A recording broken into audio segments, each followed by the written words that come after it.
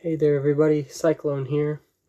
And today I've been thinking more about cars that my family used to own. And today I'm going to talk about two of those vehicles because they both relate to the exact same story. So in 1999, my parents, and by the way, they weren't even married yet, they decided to buy a new car. My dad had bought a 92 S10, brand new in 1992, before he even met my mother. And then he met my mother in 97. So in 99, they decided to buy a new car. And actually, I have the sticker here for it, or the whatever this thing's called. I don't know what this is. I don't know what this is called. But what they bought was a 1999 Subaru Impreza 2.5. It was the RS model, and it was coupe, and it was all-wheel drive with a 4-speed auto. And so they bought this thing in 1999. Now, it came with some features. I'm going to read it off here, so excuse me if I'm looking away from the camera. So it had all-wheel drive, front passenger driver airbags, anti-lock braking system inside impact door beams. It had air conditioning, which obvious, you're in California, you should have air conditioning. Power windows with driver's auto down, you know what that is. Power door locks, these are the standard features that came on the car. AM FM cassette stereo with 4 speakers. 2-speed intermittent wipers. Auto headlight on and off with ignition. Standard features. All the standard, 2.5 engine. Options, alloy wheels, which are 16-inch. 4-wheel disc. Fog lights, all that stuff. It got 22 miles per gallon in the city. On the highway, it got 28 miles per gallon. So, yeah, but we got some features. We got some optional equipment. The all-wheel drive system, which is optional. 4-speed automatic. Premium sound package, which comes with a subwoofer, premium speakers, tweeter kit, and a CD player. Cruise control and all that. So my parents bought this 1999 Subaru Impreza RS. It was silver, 2-door, and we've had it for a little bit. I heard that it did have a spark plug failure, which had to be fixed. Actually, they had to take it back to a Subaru dealer twice for that, as far as I heard. And so that was fun. And they had it from 99 until 06. I don't even really remember this car very much because they got rid of it when I was about a year old, or a year and a half old. They kept it until about 2006, early 2007. Now, the reason behind that was my mother was having a hard time with me, having a hard time getting me in the backseat of a coupe, and she talked my dad into trading it.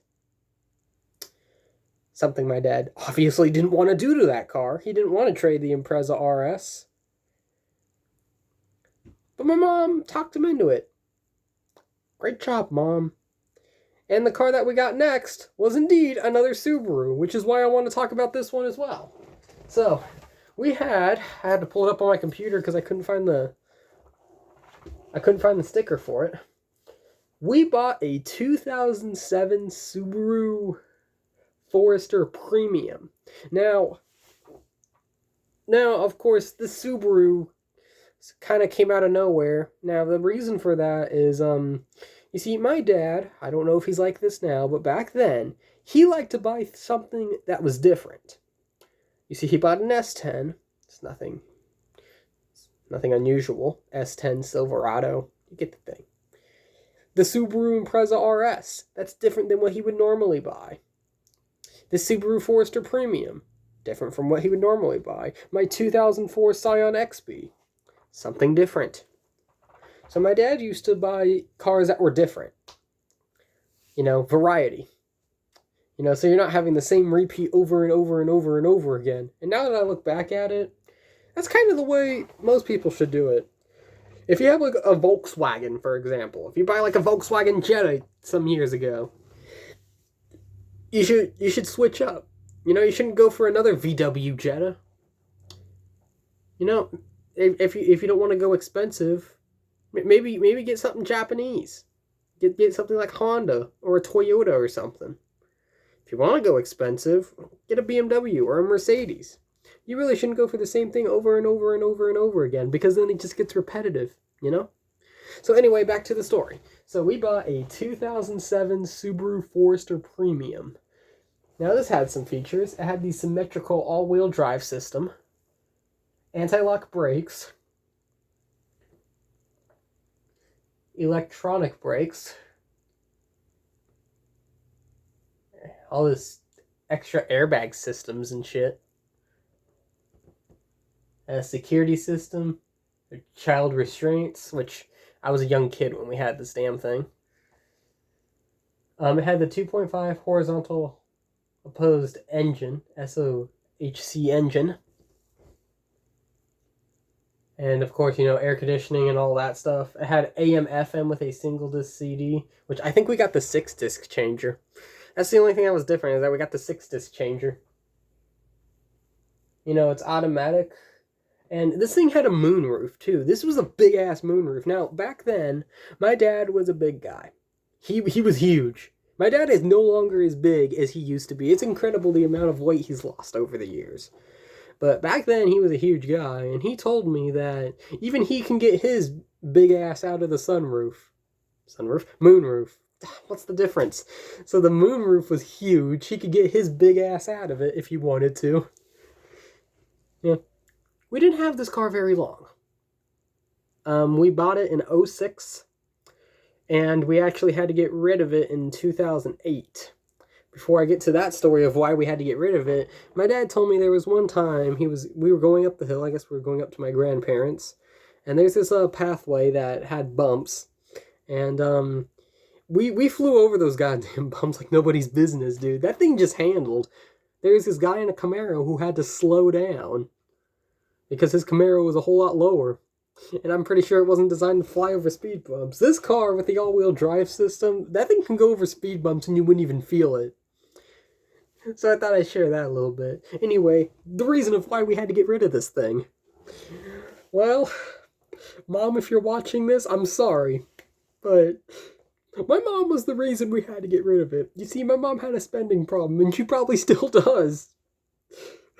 She probably still does have that spending problem. But she had a spending problem, and, you know, was spending way too much money going out to lunch with probably her girlfriends, which, by the way, I don't like. That's why, when Mom was in town, and she went out with her girlfriends, I opted not to go because I didn't like them. But because my mom had a spending problem, we couldn't keep it very long. We only kept it 2 years, 2006 to 2008, and then we had to get rid of it. Now, my mom has been the main reason we had to get rid of these Subarus. The 1999 Impreza, oh yeah, she wanted something different. She wanted, you know, a car that she can get me in and out of, even though getting a baby in and out of a coupe isn't even really that hard. I can't say I've ever tried it, though. But, yeah, and conned my dad into getting rid of it, and then we bought the Forester. Why do we have to get rid of it? My mom and her spending problem. Yeah, that's what it's like to have a mom like mine. You can't keep things very long.